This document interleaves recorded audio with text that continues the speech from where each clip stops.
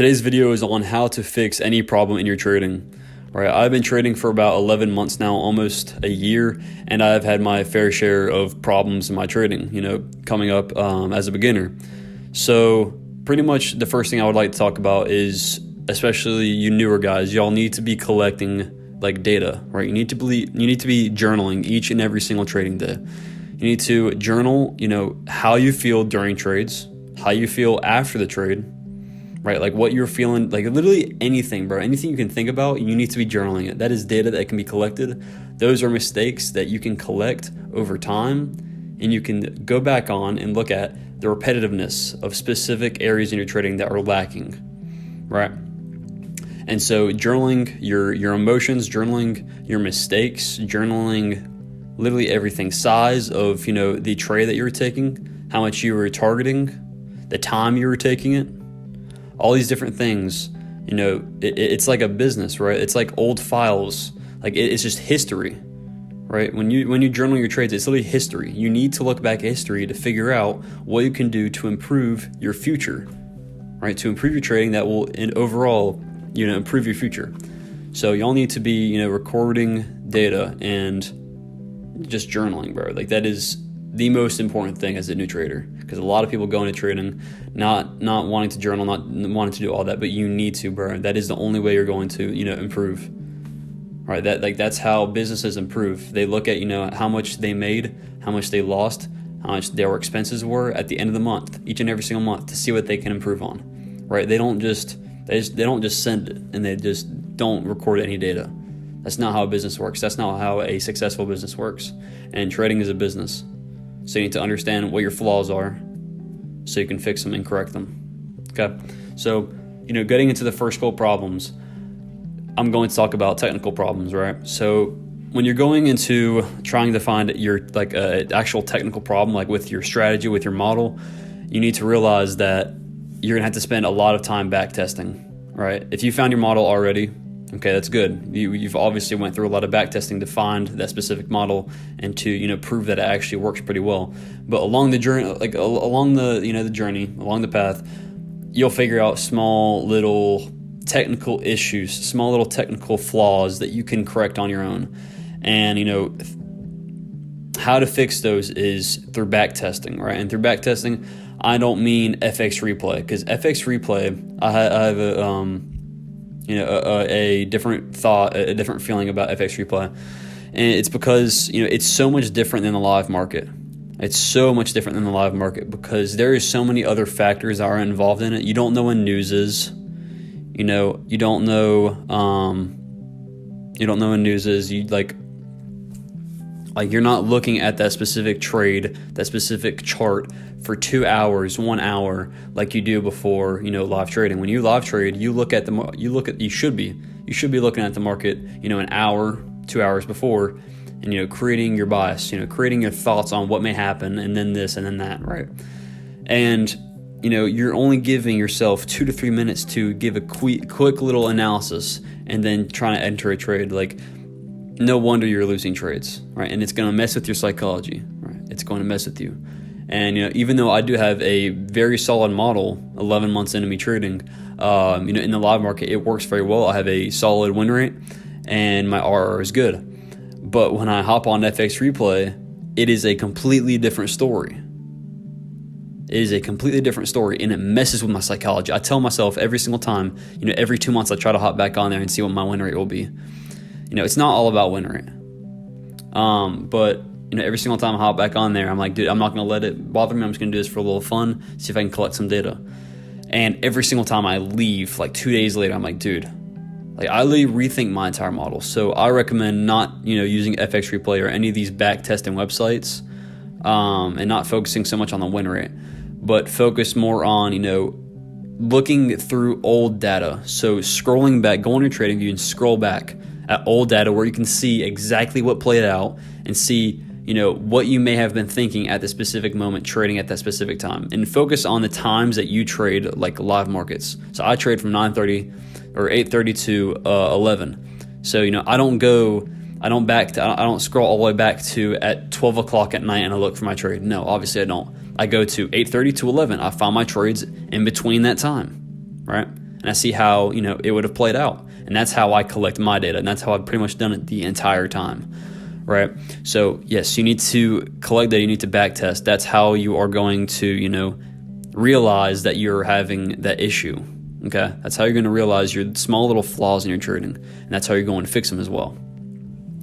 Right, so you also need to try new things. Right, so this summer I was going through a bit of a rough patch in my trading. I thought I figured it all out, $300 away from passing my first funded account with Top Step, and then changed one little thing in my break-even strategy. It's that simple, break-even strategy.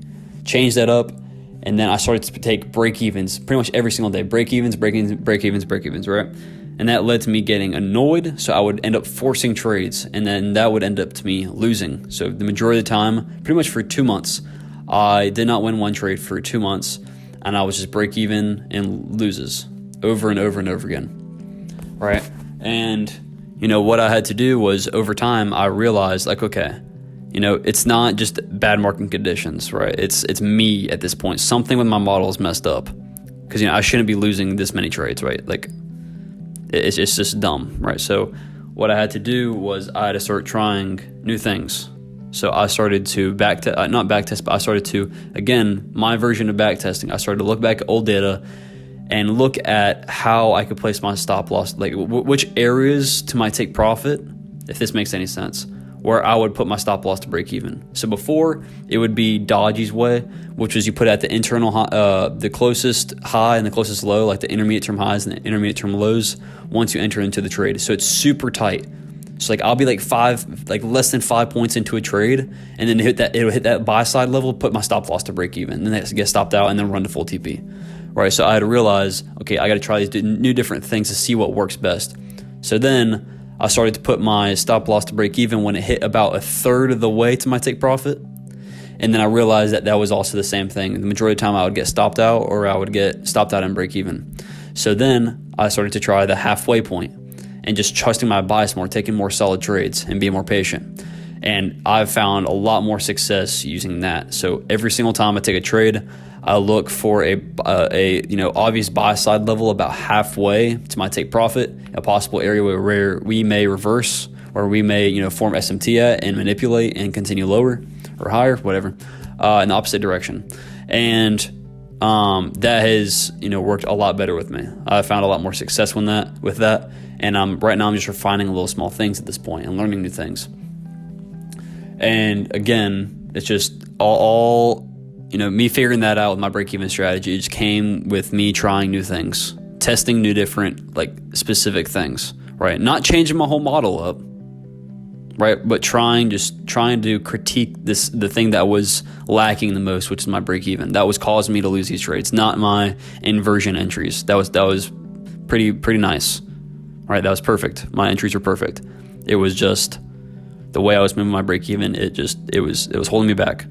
So, the next thing is if you have a psychological problem, and, how I've dealt with this is, just stepping away from the charts, right? The charts, they can't, when it comes to psychology, spending more time on the charts, back testing, that's not going to really help your psychology out that much. You're going to need to get off the charts and, really reflect, right? And, this is what I've kind of, done lately, because I've been up and down. I've been break even a lot. I'm really close. I'm on the breakthrough of profitability. It's just these small little things that I need to implement in my trading. I need to take these losses for me to learn, so later I won't have to face these issues.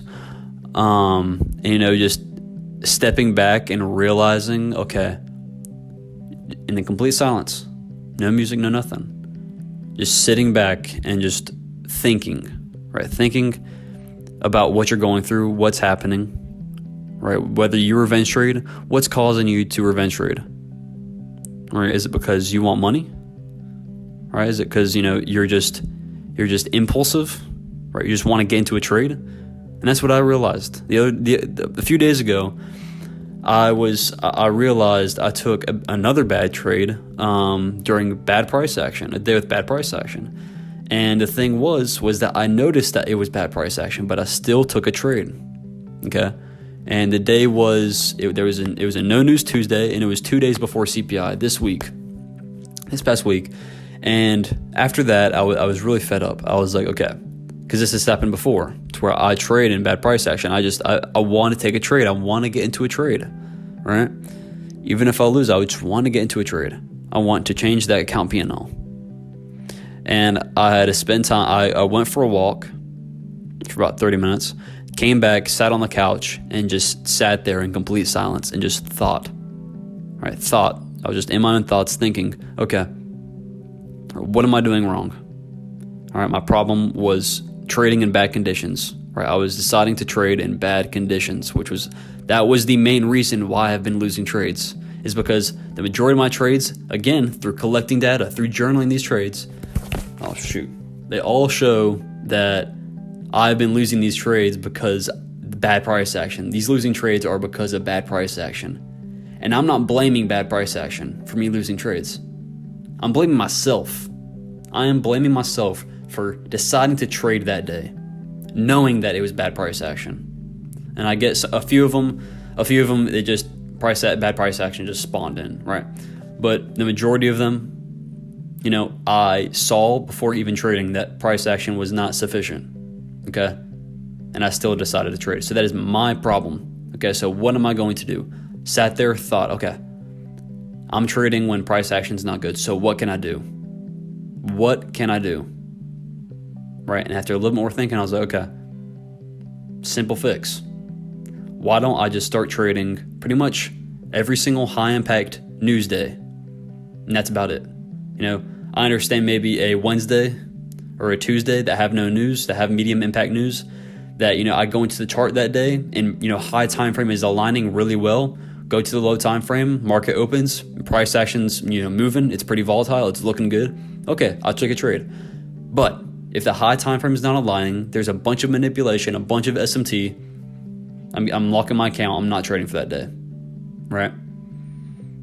And that's how I've realized, my psychological problems and how I'm going to fix it with my trading. Right? You really just need to sit back and reflect and really think. Okay? Backtesting more and more and more, that's not going to help you with, you revenge trading. That's not going to help you with, you being fearful to enter into a trade. You need to figure out what's causing those things, what's triggering those things, and how to fix it.